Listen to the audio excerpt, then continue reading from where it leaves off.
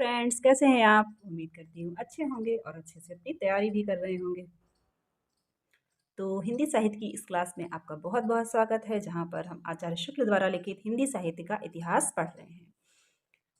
तो इसमें हम भक्ति काल के अंतर्गत राम भक्ति शाखा को पढ़ चुके हैं। आज से हम पढ़ना स्टार्ट करेंगे भक्ति काल की जो सगुण धारा है, उसके अंतर्गत कृष्ण भक्ति शाखा को। तो फ्रेंड्स, बताना ना भूलिएगा कि आपको ये सीरीज़ कैसी लग रही है और आपको इससे क्या लाभ हो रहा है। अगर इससे आपको कुछ भी लाभ हो तो वीडियोस को शेयर कर दिया कीजिए अपने फ्रेंड्स में या किसी भी जानने वाले को जो हिंदी साहित्य से किसी भी एग्ज़ाम की तैयारी कर रहा हो। और चैनल को सब्सक्राइब कर लीजिए ताकि पूरी की पूरी सीरीज़ का अच्छे से अध्ययन आप कर पाएँ। तो आइए देखते हैं, आज हम पढ़ेंगे कृष्ण भक्ति शाखा के अंतर्गत वल्लभाचार्य जी को। श्री वल्लभाचार्य जी, पहले कहा जा चुका है कि विक्रम की 15वीं और 16वीं शताब्दी में वैष्णव धर्म का जो आंदोलन देश के एक छोर से दूसरे छोर तक रहा, उसके श्री वल्लभाचार्य जी प्रधान प्रवर्तकों में से थे। पहले कहा जा चुका है, अर्थात पहले सामान्य परिचय आदि में बताया जा चुका है कि जो 15वीं और 16वीं शताब्दी में वैष्णव धर्म का आंदोलन चला था, उसे देश के एक छोर से दूसरे छोर तक जो चला था, उसके प्रधान प्रवर्तक कौन थे? वल्लभाचार्य जी। आचार्य जी का जन्म संवत 1535 वैशाख कृष्ण एकादशी को और गोलोकवास संवत 1587 आषाढ़ शुक्ल तृतीया तिथि को हुआ था। आचार्य जी का जन्म कब हुआ था? वैशाख कृष्ण एकादशी तिथि को 1535 में, संवत 1535 में, और इनका गोलोकवास अर्थात इनकी मृत्यु 1587 ईस्वी में आषाढ़ शुक्ल पक्ष तृतीया तिथि को हुई थी। ये वेद शास्त्र में पारंगत धुरंधर विद्वान थे। ये कौन? ये वेद शास्त्र में पारंगत धुरंधर विद्वान थे।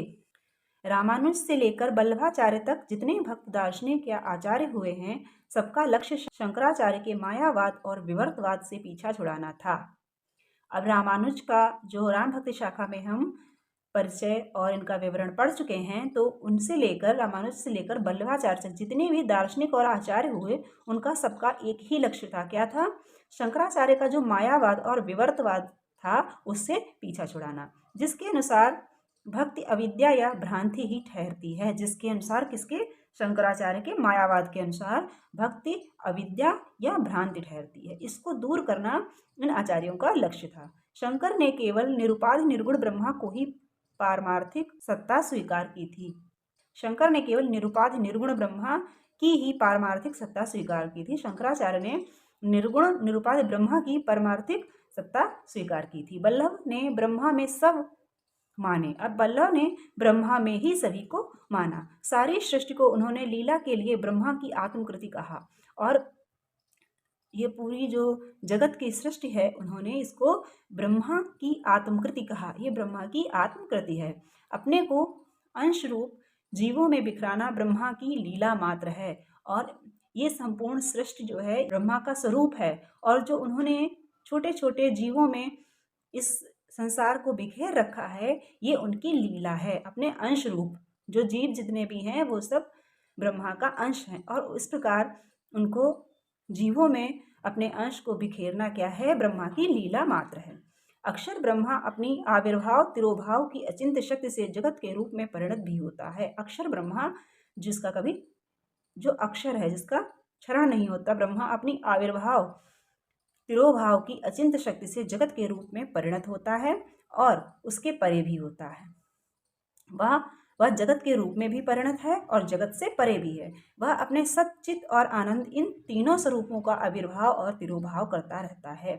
ब्रह्मा के 3 स्वरूप हैं, सत, चित और आनंद।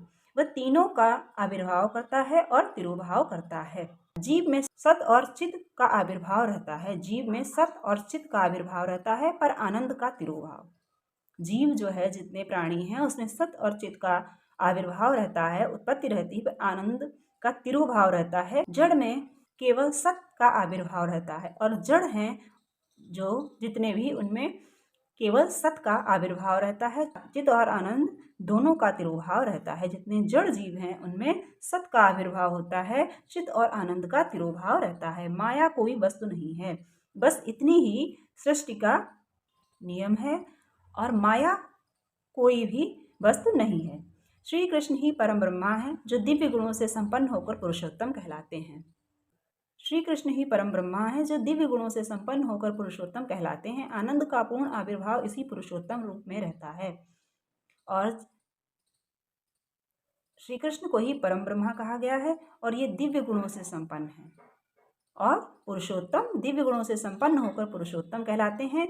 और आनंद का पूर्ण आविर्भाव किसमें मिलता है?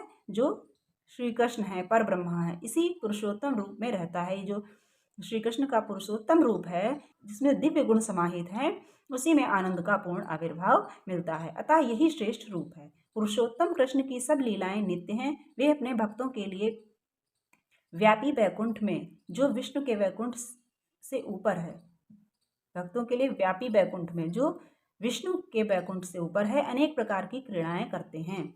गोलोक इसी व्यापी वैकुंठ का एक खंड है और गोलोक इसी व्यापी वैकुंठ का एक खंड है जिसमें नित्य रूप में यमुना, वृंदावन, निकुंज इत्यादि सब कुछ है।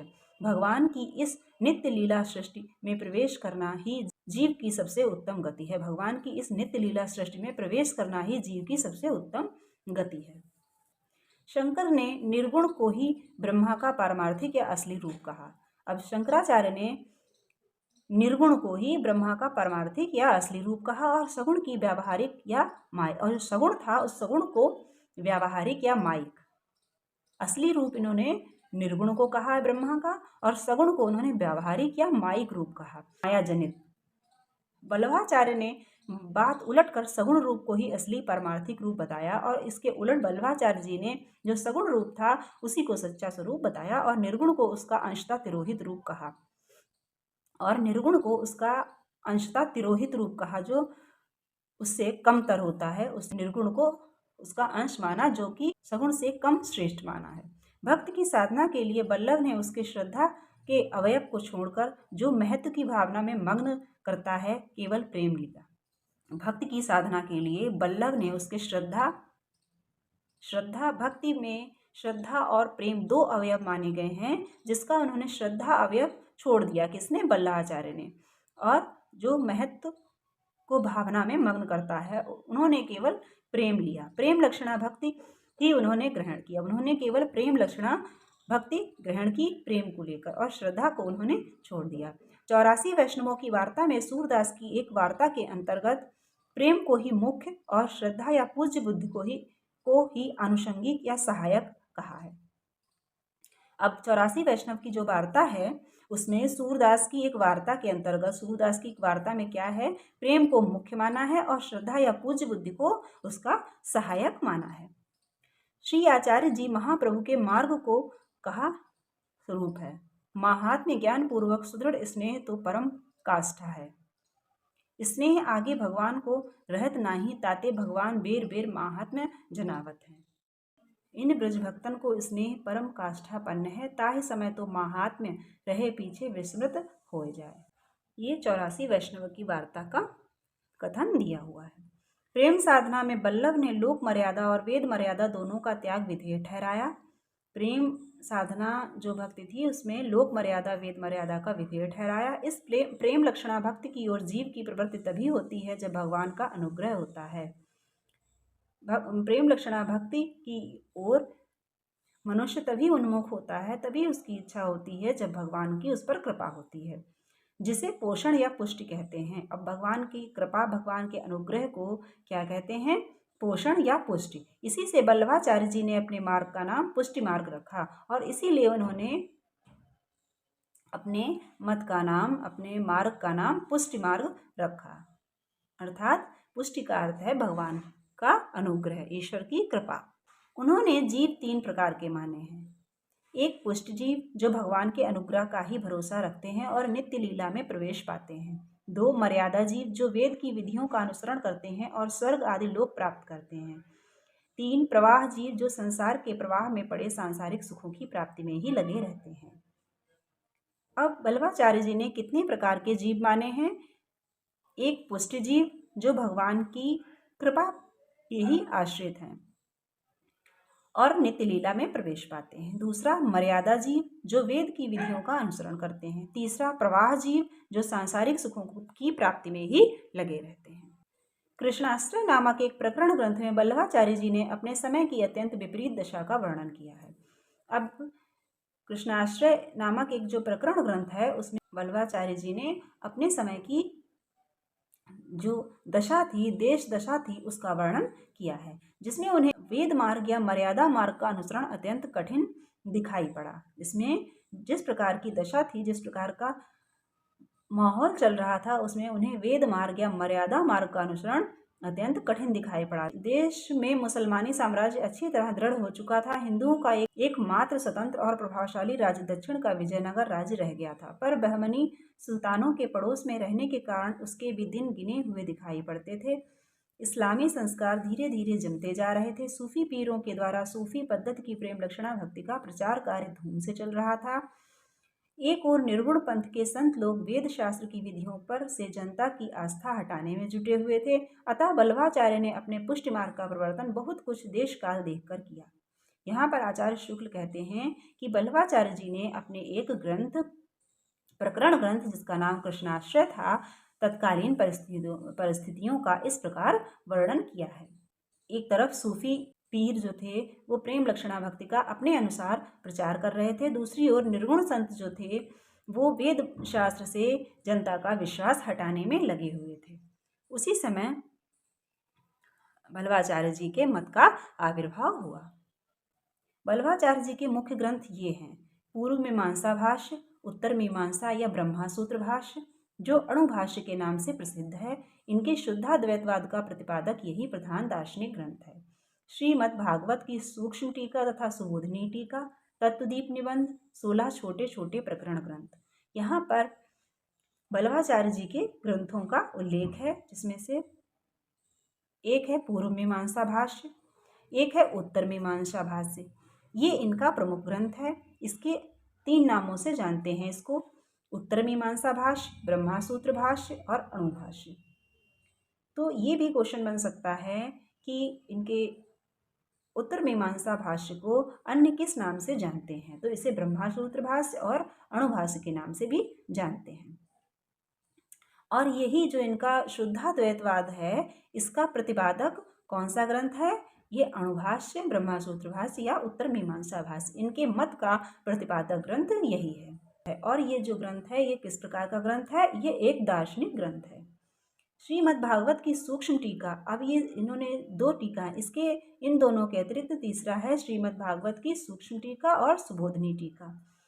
चौथा है तत्वदीप निबंध। 5वां इन्होंने 16 छोटे छोटे प्रकरण ग्रंथ भी लिखे हैं। इनमें से पूर्व मीमांसा भाष्य का बहुत थोड़ा अंश मिलता है, इसका बहुत थोड़ा ही अंश प्राप्त होता है। अणुभाष्य आचार्य जी पूरी ना कर सके थे और अणुभाष्य नामक जो ग्रंथ है ये इनका अधूरा ग्रंथ है। ये आचार्य शुक्ल ने लिखा है, आचार्य जी पूरी ना कर सके थे। अतः अंत के 1.5 अध्याय उनके पुत्र गोसाई विट्ठलनाथ ने लिखकर ग्रंथ पूरा किया और अंत में 1.5 अध्याय, कितना?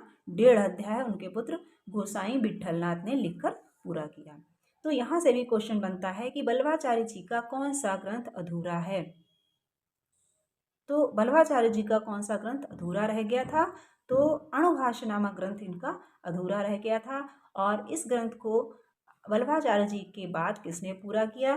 तो ये ग्रंथ उनके पुत्र विट्ठलनाथ ने पूरा किया। भागवत की सूक्ष्म टीका नहीं मिलती, सुबोधनी टीका का भी कुछ अंश ही मिलता है। और भागवत की जो 2 टीकाएं इन्होंने लिखी, इसमें से सूक्ष्म टीका तो मिलती ही नहीं है, परंतु सुबोधनी टीका मिलती है, तो उसका थोड़ा सा ही अंश मिलता है। प्रकरण ग्रंथों में पुष्टि प्रवाह मर्यादा नाम की पुस्तक मूलचंद तुलसीदास तेलीवाला ने संपादित करके प्रकाशित कराई। अब प्रकरण ग्रंथों में ये जो प्रकरण ग्रंथ इन्होंने लिखे हैं छोटे छोटे, इनमें पुष्टि प्रवाह मर्यादा नाम की एक पुस्तक है जिसको मूलचंद तुलसीदास तेलीवाला ने संपादित किया और फिर प्रकाशित करवाया। तो ये आपका यहाँ से यहाँ तक इम्पोर्टेंट है, इसको ध्यान से पढ़ लीजिएगा। रामानुजाचार्य के समान वल्लभाचार्य ने भी भारत के बहुत से भागों में पर्यटन और विद्वानों से शास्त्रार्थ करके अपने मत का प्रचार किया था। इन्हीं के भांति, रामानुजाचार्य की भांति इन्होंने भी अपने मत का प्रचार किया था। अंत में अपने उपास्य श्री कृष्ण की जन्मभूमि में जाकर उन्होंने अपनी गद्दी स्थापित की और अपने शिष्य पूरनमल खत्री द्वारा गोवर्धन पर्वत पर श्रीनाथ जी का बड़ा भारी मंदिर निर्माण कराया।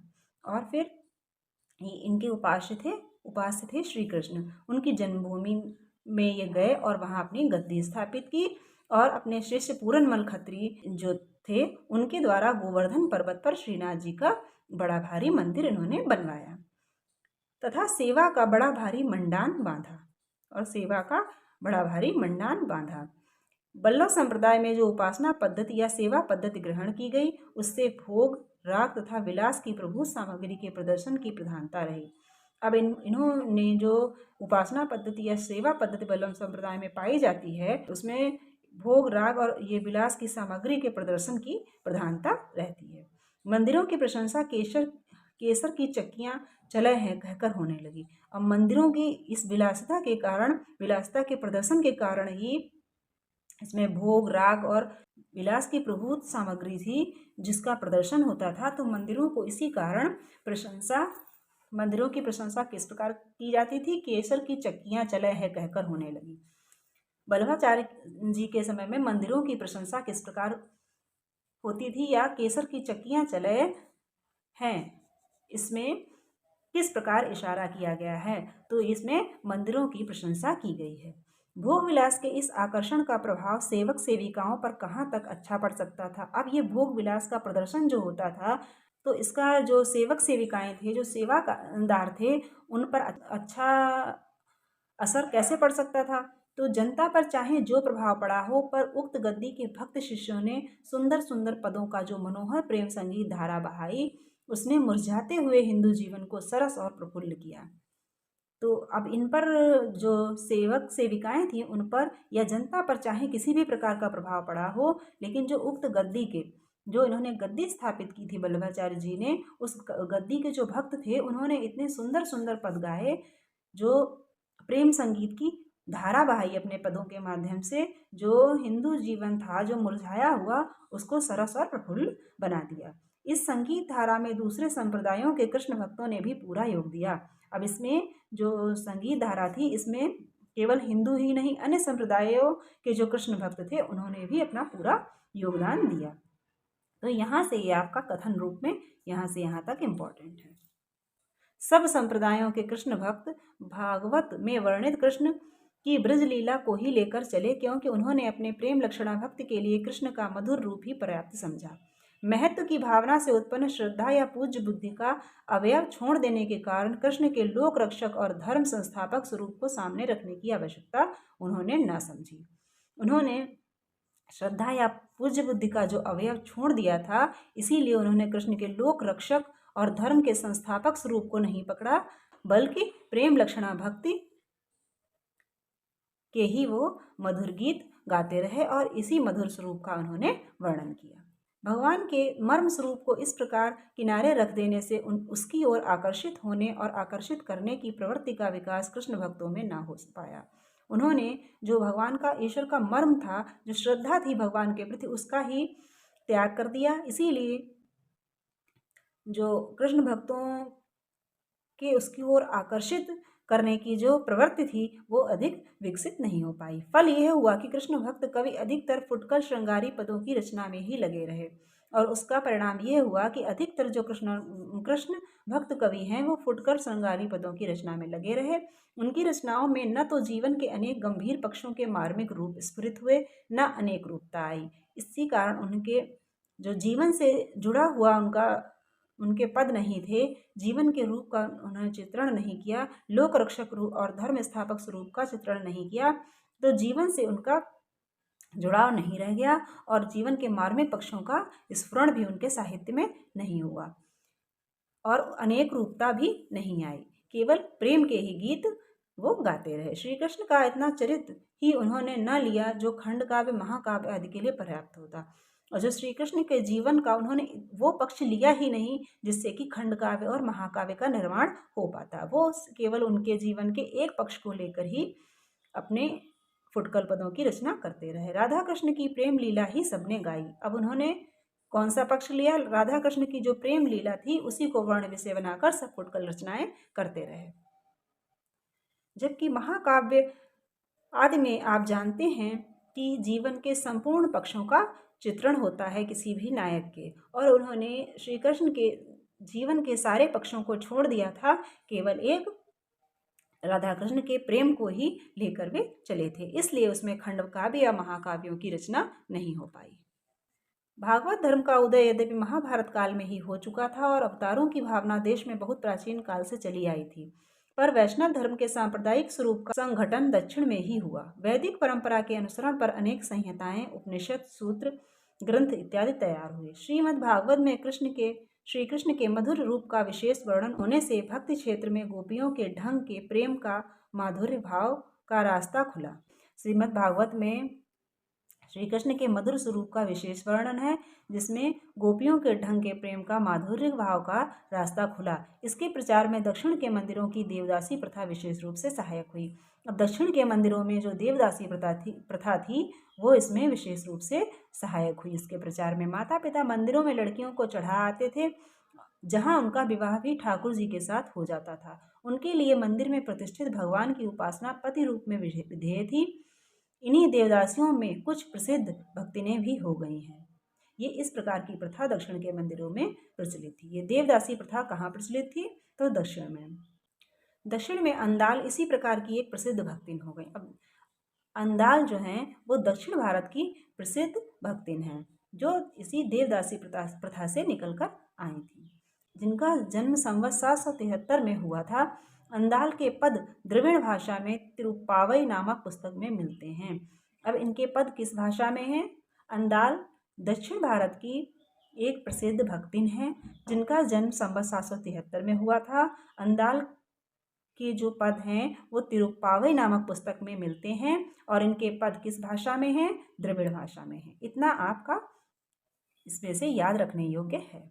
अंदाल एक स्थल पर कहती हैं, अब मैं पूर्ण यौवन को प्राप्त हूँ और स्वामी कृष्ण के अतिरिक्त और किसी को अपना पति नहीं बना सकती। इस भाव की उपासना यदि कुछ दिन चले तो उसमें गुहा और रहस्य की प्रवृत्ति हो ही जाएगी। अब आचार्य शुक्ल कहते हैं, अगर इस प्रकार की उपासना रहेगी तो उसमें गुहा रहस्य की प्रवृत्ति हो ही जाएगी, विलासिता आ ही जाएगी। रहस्यवादी सूफियों का उल्लेख ऊपर हो चुका है, जिनकी उपासना भी माधुर्य भाव की थी। अब सूफियों का उल्लेख हुआ, उनकी उपासना भी माधुर्य भाव की थी।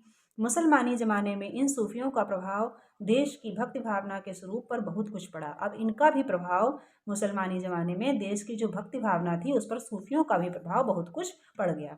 माधुर्य भाव को प्रोत्साहन मिला और सूफियों से ये माधुर्य भाव की उपासना करते थे, तो इसका असर भी आ गया भक्ति में कि माधुर्य भाव की उपासना को प्रोत्साहन मिलने लगा, इसको बढ़ावा मिलने लगा। माधुर्य भाव की जो उपासना चली आ रही थी उसमें सूफियों के प्रभाव से आभ्यंतर मिलन, मूर्छा, उन्माद आदि की रहस्यमयी योजना हुई। मीराबाई और चैतन्य महाप्रभु दोनों पर सूफियों का प्रभाव पाया जाता है। अब माधुर्य भाव की जो उपासना चली आ रही थी उसमें क्या हुआ? सूफियों के प्रभाव से क्या हुआ? आभ्यंतर मिलन, मूर्छा और उन्माद आदि की रहस्यमयी योजना हुई। तो आभ्यंतर मिलन, मूर्छा और उन्माद भक्ति में कहाँ से आए? तो सूफियों के प्रभाव से। ये भी याद रखने योग्य है। और मीराबाई और चैतन्य महाप्रभु दोनों पर सूफियों का प्रभाव पाया जाता है। चैतन्य महाप्रभु और मीराबाई इन दोनों पर भी सूफियों का प्रभाव पाया जाता है। तो फ्रेंड्स, आज यहीं पर विराम देते हैं। आगे हम पढ़ेंगे सूरदास जी को। तो अगर आपको वीडियो अच्छा लगा हो तो लाइक कर दीजिए और चैनल को सब्सक्राइब कर लीजिए, ताकि इसी प्रकार की वीडियोस आपको आगे भी मिलती रहें। और फ्रेंड्स, ये जो हिंदी साहित्य का इतिहास है हम बिल्कुल आराम से पढ़ा रहे हैं। तो अगर आपने आज चैनल पर पहली बार आए हैं और पूरा का पूरा पढ़ना चाहते हैं तो चैनल पर जाके चेकआउट कीजिए और पूरा हिंदी साहित्य आप पढ़ सकते हैं, अच्छे से नोट्स बना सकते हैं। तो मिलते हैं अगले वीडियो में, तब तक के लिए स्वस्थ रहिए और मन लगाकर पढ़ते रहिए। धन्यवाद।